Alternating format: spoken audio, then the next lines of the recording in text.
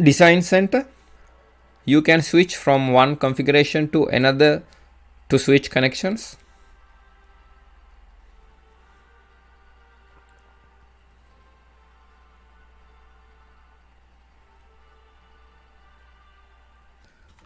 In this diagram, this diagram depicts the switch from config 1 to config 2.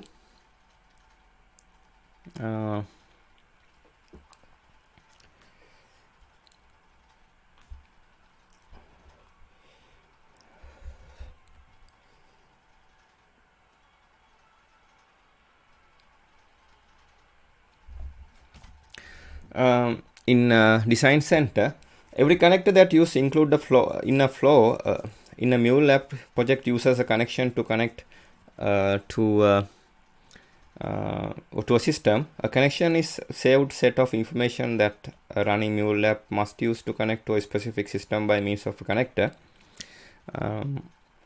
For example, if you configure a Salesforce connector to use a specific connection to a Salesforce, instead of database connector, use the specific connection to a database. You can change the configuration to use a different connection, or you can create a new and use a configuration that uses a different connection. For example, suppose that you add the instance of a database connector. When you create configuration config 1 for it, and you create connection to MySQL to specify the information that your MuleSoft needs to connect to the MySQL database at runtime.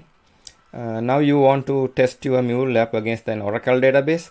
Because of the configuration for the Oracle database required not only a separate connection but also different additional information, you create the configuration config 2 and the connection Oracle. Then you switch to using config 2.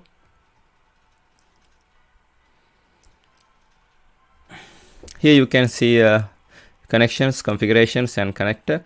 Here MySQL is used by config 1 and it's connected to database connector, and here the Oracle is used by config 2 and it's used by database connector. And now you have switched it to config 2. Now this is the end of my presentation. Thank you very much for watching it.